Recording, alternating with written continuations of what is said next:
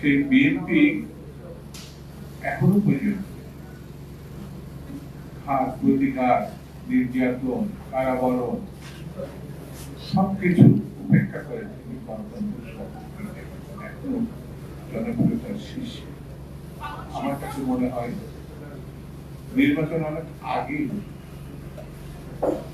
3 মাসের মধ্যে আমার বিবেচনায় মনে হচ্ছে বিএনপি ঠেকানোর জন্য এই নির্বাচনটা অহেতুক বিচার মহল বিশেষ জাতীয় আন্তর্জাতিক ষড়যন্ত্রের কারণে নির্বাচন পিছিয়ে এই নির্বাচন যখনই হোক মানুষ প্রত্যাশা করে বিশ্বাস করে দিলেও বিএনপি এবং ধানের শীষ এবং দেশ নেত্রী বেগম খালেদা জিয়া এবং তারেক রহমানের নেতৃত্বে এই দেশে ধস বিজয় এবং বিএনপি সরকার এই বিএনপি শুরুর দিকে যারা ভূমিকা পালন করেছিলেন তাদের মধ্যে আশা অনেক সবাই আমরা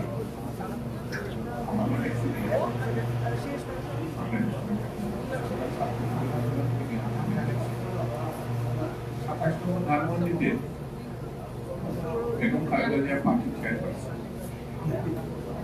আমি ছাত্রলীগের সভাপতি এখনো মনে আছে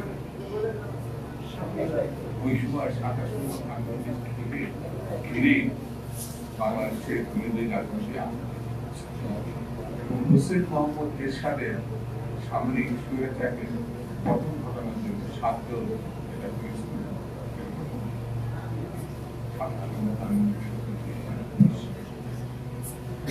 সেই অফিসের কান্ডারি বলা যায় আফসার উনি বেগম জিয়ার ডিকটেশন নিতেন, পরামর্শ শুনতেন, বিএনপির কাছে যেসব আমন্ত্রিত অতিথিরা আসতেন তাদেরকে তিনি পালন করতেন, বসাতেন, খাওয়াতেন। বেগম খালেদা জিয়া এবং আফসার আহমেদ সিদ্দিকী ছাড়া 27 নম্বর ধানমন্ডি কল্পনা করা কঠিন ছিল। ম্যাডাম বেঁচে আছেন এখন কিছুটা চোখের অন্তরালে, কিন্তু বাংলাদেশের সব থেকে জনপ্রিয় নেত্রী আমার কাছে মনে হয় মমতায়, ভালোবাসায়, শ্রদ্ধায় সবথেকে শীর্ষ অবস্থানে দেশ নেত্রী বেগম খালেদা জিয়া। আফসার আহমেদ সিদ্দিকী নাই, অনেক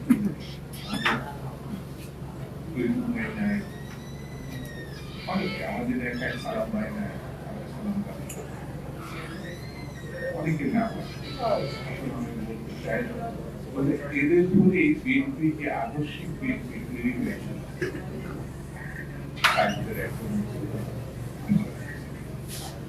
বন্ধুরা, একটি সংগঠনের আদর্শ রাজনৈতিক কর্মসূচি ছাড়া, নিবেদিত কর্মী ছাড়া সেই দল অচল হয়ে যায়।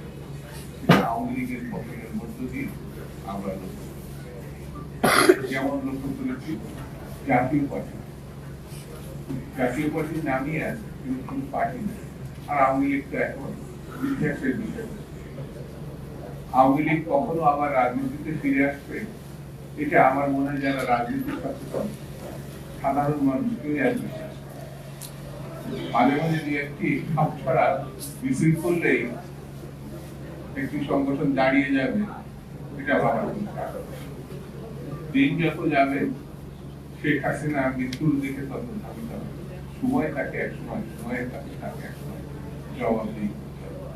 কতটা নির্লজ্জ হলে গণহত্যা করার পরেও, বাংলাদেশের সমস্ত ব্যাংক লুটপাট করার পরেও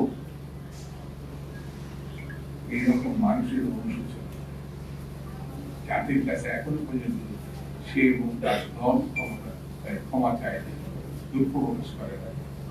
তারপরে রাজনীতি আমার মনে হয় বাংলাদেশ যতদিন থাকবে, গণতন্ত্র ততদিন থাকবে, স্বৈরাচার ততদিন এই দেশে আসতে পারবে। এটাই ইতিহাসের রায়। বন্ধুরা, আমি আপনাদের আজকে বেশি আজকে বলি গণতন্ত্র ফিরে আসার আগ পর্যন্ত আমাদের ঐক্য ভাঙা যাবে না।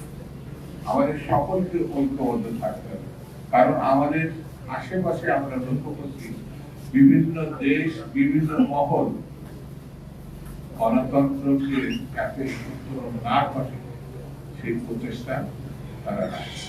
সেই কারণে ঐক্যবদ্ধ থাকতে হবে, শত্রুকে মোকাবেলা করতে হবে।